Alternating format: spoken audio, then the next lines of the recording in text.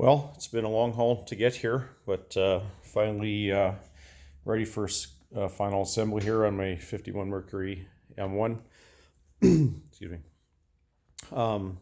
Chassis is basically all complete. It's a no-limit chassis.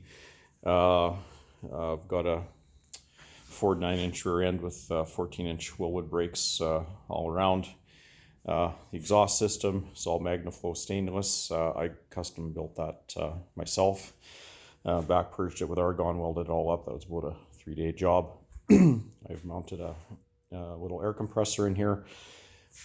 Down below is a little hard to see, but I do have a air cylinder that actually actuates the parking brake. Transmission coolers in-frame mounted. Hydro boost is under the cab as well, and that's I've already pressure bled that out. Driveline was from I believe from DSI here in Calgary. Ford Coyote crate motor. That's same engine that goes in the 11 to 14 Ford Mustangs. 4R75 4-speed auto overdrive transmission.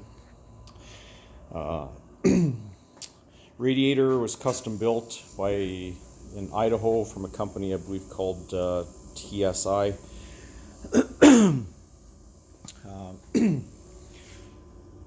Vintage air condenser. This is a pretty cool air filter here from Western Mustang Supply here in Calgary.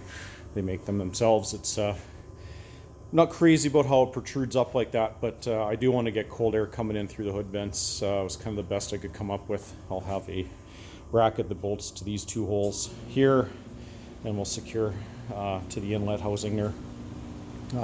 Wiring's just kind of all bundled up on the motor right now, so it gets routed into the cab. I've had the cab on before for some electrical mock-up, but I had to take it off for final paint. Frame rails are painted. You'll see that later when the way the running boards mount and stuff, that's actually exposed. Battery's also in-frame mounted. It's pretty neat. It's got a drop tray and stuff on it. Got a little bottle there that's filled with activated charcoal for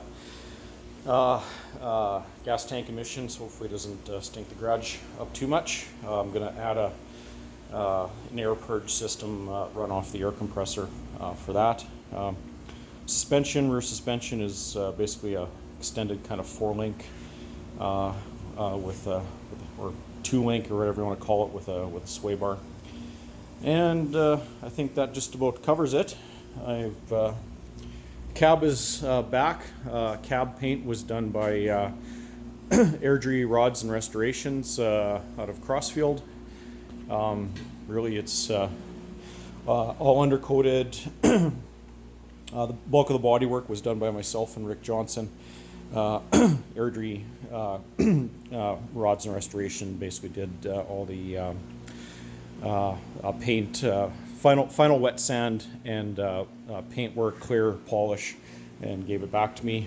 I've got a set of Dakota digital gauges. I've got nothing but good things to say about them so far. I've had this truck running with those on and works phenomenal.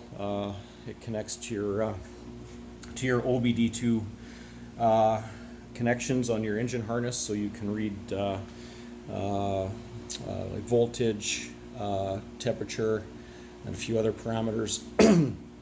So we're really impressed with that.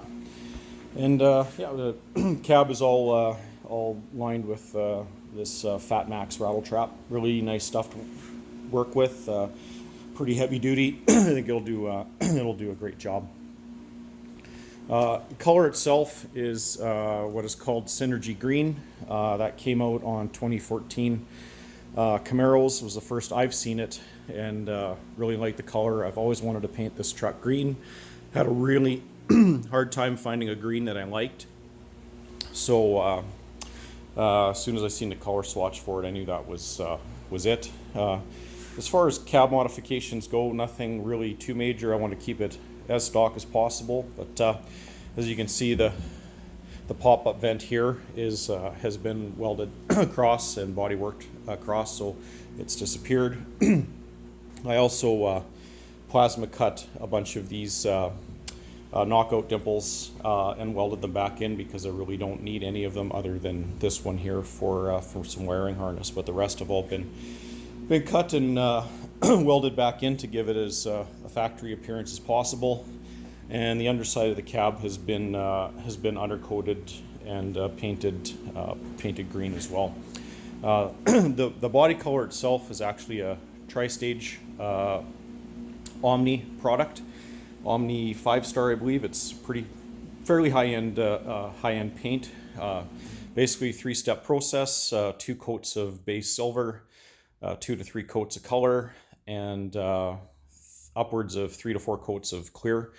Clear used was a House of Colors clear. The whole truck itself actually used about, I believe, over 3 gallons of clear. So, anyways, another nice feature here. What I did in the drip rails here, it's maybe a little hard to see with the camera, but these have actually been filled with fiberglass and body filler to basically give some depth and meat to the drip rails, which in turn really makes it a lot easier to paint and finish, because the drip rail itself, very difficult to shoot paint in there without getting run. So wanted to keep the drip rails mainly to kind of help with some, with wind getting in across through the door gaps and stuff. So I thought keeping the drip rail would be helpful to that end. So anyways, that's where this project's at right now. I'll post some more videos when I get a little further along.